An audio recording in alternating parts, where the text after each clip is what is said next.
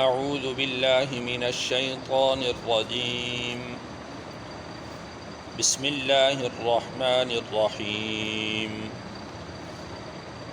والذین یبیتون لربهم سجدا وقیاما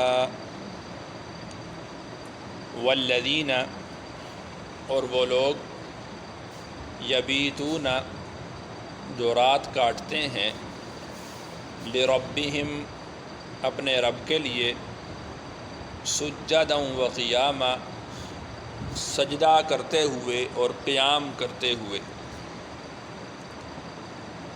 تو اس سے پچھلی آیت میں بھی اللہ تعالیٰ نے اپنے بندوں کے اوصاف بیان فرمائے تھے، اور اگلی آیات میں بھی اللہ نے اپنے بندوں کے اوصاف بیان فرمائے ہیں۔ اس سے پہلے دو وصف اللہ نے بیان کیے تھے کہ رحمان کے بندے وہ ہیں جو زمین پر بڑی عاجزی سے چلتے ہیں، تکبر، غرور، فخر اور اکڑ کر نہیں چلتے۔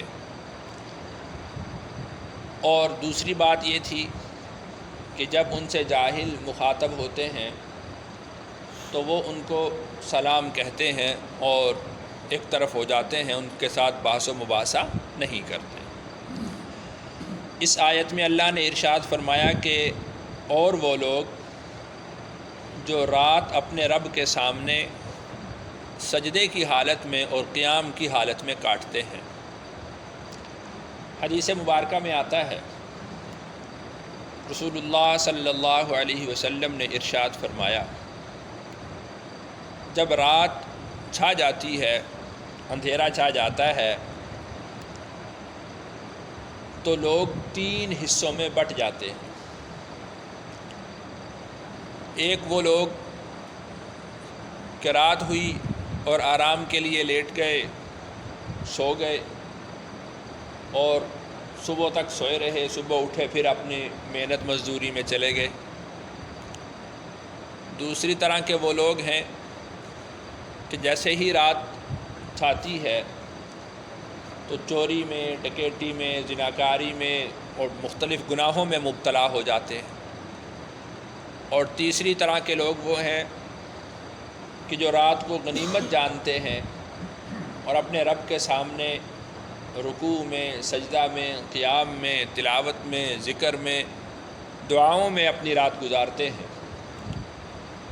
تو جن لوگوں نے رات اللہ کے سامنے سجدے کی حالت میں، قیام کی حالت میں، تلاوت میں، ذکر میں، دعاؤں میں گزاری، یہ رات ان کے لیے رحمت بن جاتی ہے۔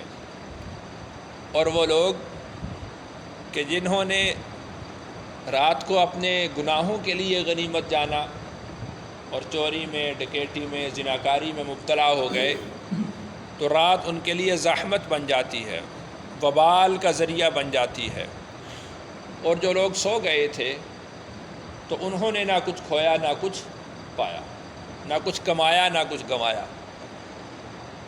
تو اللہ نے ارشاد فرمایا کہ وہ لوگ اپنے رب کے سامنے سجدہ کی حالت میں اور قیام کی حالت میں گزارتے ہیں۔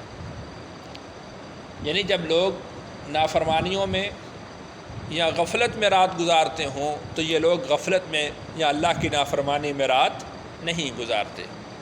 تو یہاں پر اللہ نے سجدہ اور قیام کا ذکر فرمایا ہے، رکوع کا ذکر نہیں فرمایا۔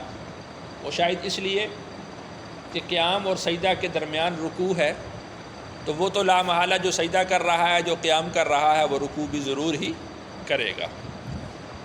والذین اور وہ لوگ یقولون جو کہتے ہیں، ربنا اے ہمارے رب، اصرف عنا عذاب جہنم، تو پھیر دے ہم سے جہنم کا عذاب، ان عذابہا بے شک اس کا عذاب، کان غراما لازم ہونے والا ہے۔ یعنی وہ اللہ تعالیٰ سے اللہ کے عذاب کی پناہ مانگتے ہیں۔ یعنی تھوڑی سی عبادت کی تو ایسا نہیں ہے کہ وہ اللہ کے عذاب سے مامون ہو جائیں، اور تھوڑی سی عبادت کی تو پھر اس بات سے بے خبر ہو جائیں، بے خطر ہو جائیں کہ اب اللہ کی پکڑ ہم پر آنے والی نہیں ہے۔ اس لیے کہ یہ تھوڑی سی عبادت کر کے پھر یہ سمجھ لینا کہ اب تو ہم بخشے بخشائے ہو گئے، تو یہ تو تکبر کی علامت ہے، بڑائی کی علامت ہے۔ وہ لوگ عبادت بھی کرتے ہیں، راتیں اللہ کے سامنے عبادت میں بھی گزارتے ہیں، اور پھر اللہ کے سامنے عاجزی کرتے ہوئے اللہ کے عذاب سے پناہ بھی مانگتے ہیں، اور وہ کہتے ہیں کہ ربنا صرف عنا عذاب جہنم، اے ہمارے رب ہم سے جہنم کا عذاب پھیر دے، ان عذابہا کان غراما، جہنم کا عذاب تو لازم ہونے والا ہے۔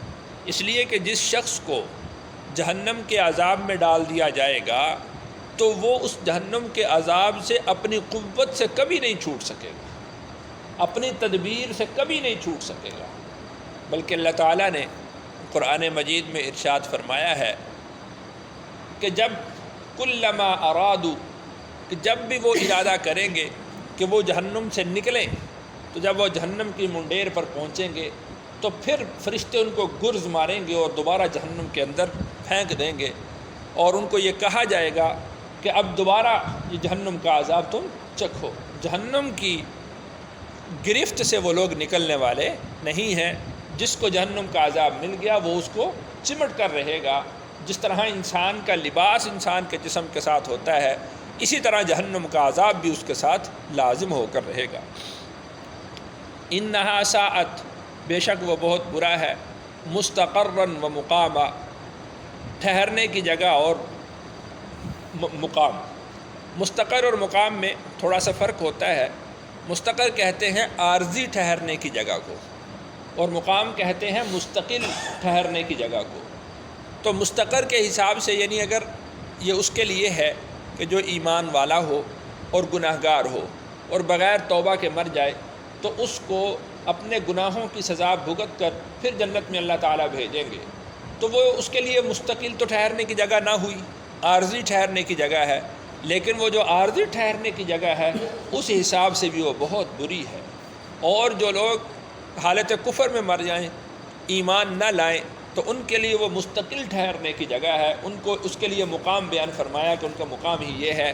تو یہ بھی بہت بری جگہ ہے، یعنی مستقل ٹھہرنے کی جگہ ہو یا عارضی ٹھہرنے کی جگہ ہو، دونوں کے لیے جہنم بہت ہی بری ہے۔ اس سے آپ اندازہ کیجئے کہ رسول اللہ صلی اللہ علیہ وسلم نے ارشاد فرمایا کہ جس جہنمی کو سب سے ہلکا عذاب ہوگا اس کو آگ کے جوتے پہنائے جائیں گے۔ اب یہ سب سے ہلکا عذاب ہے کہ اس کو آگ کے جوتے پہنا دیے جائیں، تو بہت بری یہ جگہ ہے۔ والذین، اور وہ لوگ اذا انفقوا، جب وہ خرچ کریں، لم یسرفوا، تو فضول خرچی نہیں کرتے، ولم یقتروا، اور نہ ہی تنگی کرتے ہیں، وکان بین ذلک قواما، اور ہے اس کے درمیان اعتدال کی راہ۔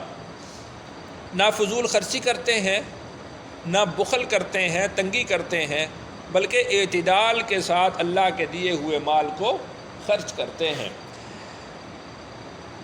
اسراف کیا ہوتا ہے؟ اسراف ہوتا ہے بغیر ضرورت کے مال کو خرچ کرنا۔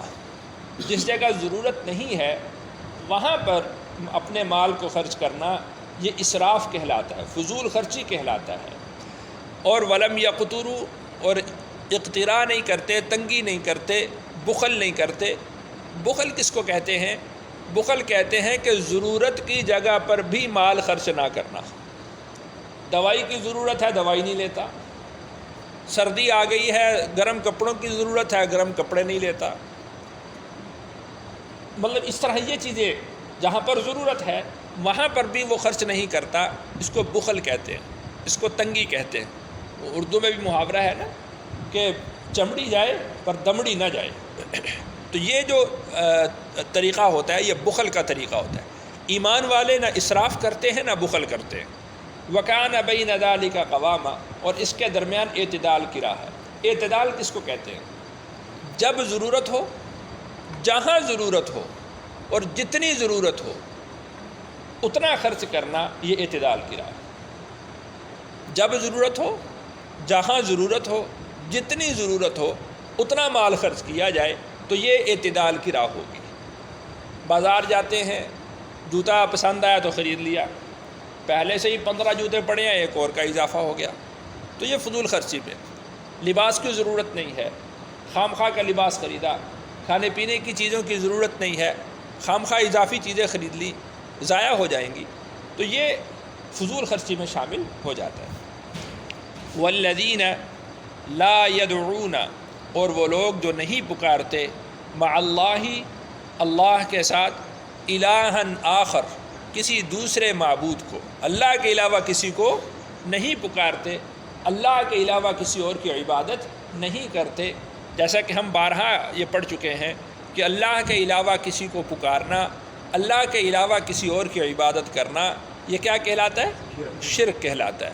تو ایمان والے شرک نہیں کرتے۔ ولا یقتلون النفس، اور نہیں قتل کرتے کسی جان کو، التی حرم اللہ، جس کو حرام کر دیا ہے اللہ نے، الا بالحق، مگر حق کے ساتھ، ولا یزنون، اور نہ ہی وہ زنا کرتے ہیں، ومن یفعل ذلک، اور جو شخص یہ کرے گا، یلقى اثاما، تو دوچار ہوگا بڑی سزا سے۔ تو اس ایک آیت میں اللہ نے 3 کبیرہ گناہوں کا ذکر فرمایا ہے۔ پہلا کبیرہ گناہ شرک کا ہے، تو ایمان والے شرک بھی نہیں کرتے۔ دوسرا کبیرہ گناہ ناحق قتل کرنا ہے۔ اس آیت میں اللہ نے ارشاد فرمایا کہ الا بالحق، مگر حق کے ساتھ قتل کرتے ہیں۔ حق کے ساتھ قتل وہ 3 صورتوں میں جائز ہے، وہ 3 صورتیں ہیں اس کی۔